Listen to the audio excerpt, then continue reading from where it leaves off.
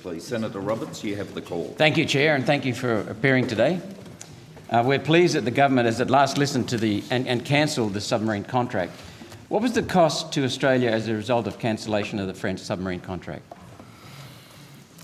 Senator Roberts, the expenditure to date on the attack class submarine program was $2.4 billion. We're in a process of negotiating with the two prime contracts, Naval Group and Lockheed Martin Australia, the transition out of those contracts. That they're sensitive negotiations. You'll understand that we don't want to talk about how that might play out in terms of dollar figures. Sometimes I might argue, but not then. What progress has been made in determining the future of naval defence procurement of submarines and other hardware options? In what How sense? can we make sure this doesn't happen again? Senator Vice Admiral Jonathan Mead, I'm the Chief of the Nuclear Power Submarine Task Force, and I've been empowered to deliver nuclear powered submarine capability for the Australian Government for Australia. So since the 16th of September 2021, the task force, working with other government departments and working with our US and UK partners, have made excellent progress in order to get to an important milestone in beginning of 2023 so that we can identify the optimal pathway for Australia to acquire these nuclear powered submarines. I would just like to sort of emphasise that the pathway is more than just the actual platform. The platform is something that we can readily identify. Excuse me, platform being the boat itself? Correct, the actual submarine itself there, Senator. But first and foremost, we need to satisfy a number of prerequisites, and I can't emphasise this enough. The safety and the security aspects associated with anything nuclear, but particularly nuclear-powered submarines, need to be recognised with every aspect of the program. And you, Senator, the Australian public would absolutely expect that the department and the government would keep safety and security at the top of our requirements. So we are working with our US and UK partners. There is a very significant series of delegations that are in Australia right now, a combined US and UK teams. There are 3 specific delegations that are in Australia, 2 right now. They've been in Canberra talking to defence officials, obviously talking to the task force, talking to other government departments. They have gone down to Melbourne. They've gone down to Adelaide and had significant discussions with ASC, ANI. They've looked at the shipyards. They're talking to workers down there. There is another delegation from the US and UK that have just arrived. And late next week there'll be an even more senior delegation where I will take them down to Adelaide and I will host what's called a joint steering group. That is a key decision body, a recommending body that assesses the risks and the progress of what we're working on. This will be the 3rd such steering group. I went to Washington in December of last year where we had the first joint steering group. We did a virtual one in January of this year. I said I'll host the 3rd one in late February.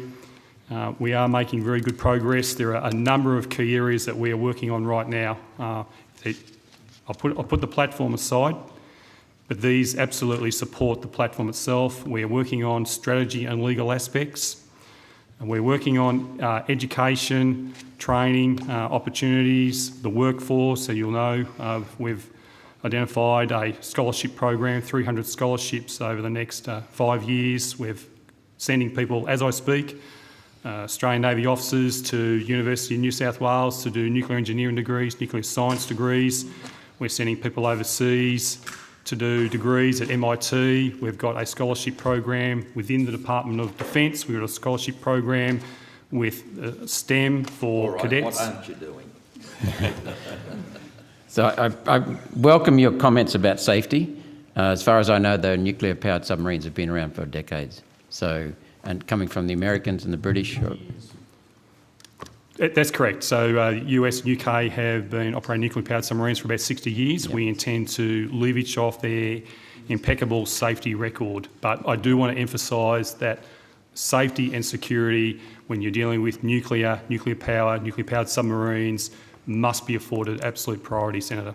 We're pleased to hear that. Senator Hanson and I support the nuclear decision. It seems very sensible to us. So that's not a concern, but it is something new to Australia, so that's obviously a risk. Has Australia done it again? This is in general to defence again. Has Australia done it again by entering into the $45 billion contract for the Hunter-class frigates, already described as expensive duds by some, that will be slower than called for and underpowered in terms of running its radar systems at the same time as operational propulsion systems?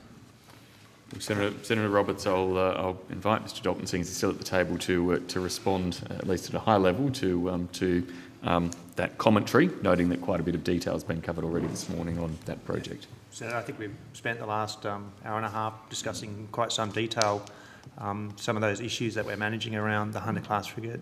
I would say that the projected total acquisition cost of the program is $45 billion. That is not the contract value, and that is not the current approved value. So we're taking in much smaller bites as we go along. Depending upon success.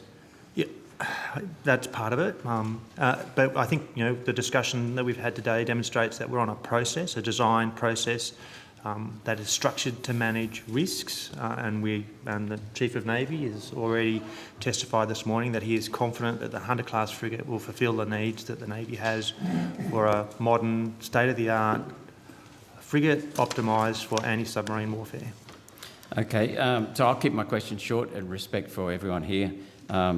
Is it true that there are risks to the crew in the event of flooding or fires? Again, Senator, we don't think that's a likely outcome in the final design. We're working through some risks that have come up in the design process and looking at what's happening. So there are some risks, but you're hoping to manage them. There's always risk, Senator. These are warships. They go in harm's way. And what we're looking at is how do we mitigate best those risks and what happens when the ship is damaged. So we are making sure that when the ship is damaged, that the risks are absolutely mitigated as much as we possibly can. But we should not be fooled. These ships are designed to go into combat, and combat can create damage.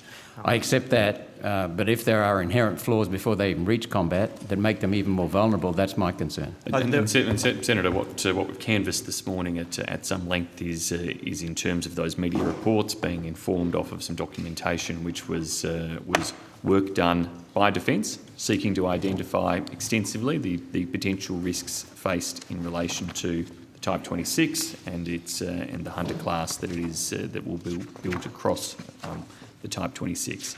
Importantly, as officials have outlined, that report didn't go into the detail of the type of mitigations and other work that is equally being done to manage and address those risks, which importantly is being done on the Type 26 platform and, of course, on the Hunter class platform. So, thank you, Minister. It seems then that these problems were foreseen before the contracts were entered into in that review? No. Well, so, Senator Roberts, as a few people have addressed already this morning, these are always highly complicated procurement activities, design and build activities that all come with risk. Nobody should think that there is a risk-free proposition in relation to building a highly sophisticated warship. We've just come off several, and the submarines we've been talking about this morning, several damaging processes in defence. So will the frigates go the same way as the subs? What's the level of confidence? No, Senator, they won't. We do have a level of confidence there, and the systems in terms of design finalisation and moving into the build stages are systems that are built having learnt lessons from previous procurement decisions. The fact that Defence is clearly undertaking the type of risk assessment work that has been discussed this morning is a plus. We should all be pleased for the fact that they are identifying those risks and working through them at these early stages while we are still in design stages where such mitigations can be pursued. These are some of it's similar in the sense that this is a project where right now the work that is being undertaken in Australia is prototyping work. That's a lesson learned from the past in terms of ensuring that we test those build systems before we get to a point where you have actually created a bigger problem in the build undertaking that could have been rectified if you'd learnt those lessons before through activities such as prototyping. So these, my last question on this topic, are these fresh designs or are they rebuilding or modifying an established design? Perhaps I'll let Mr Dalton explain that again. So the frigate, the Hunter-class frigate, is based on the United Kingdom's Type 26 reference ship design.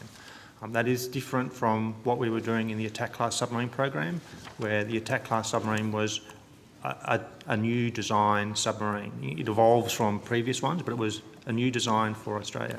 And I would say, Senator, that the attack-class submarine program, the government has made a very brave decision in light of changing strategic circumstances. And that revolves around how we could employ conventionally powered submarines in high-risk environments, high-threat environments in the 2040s and 2050s.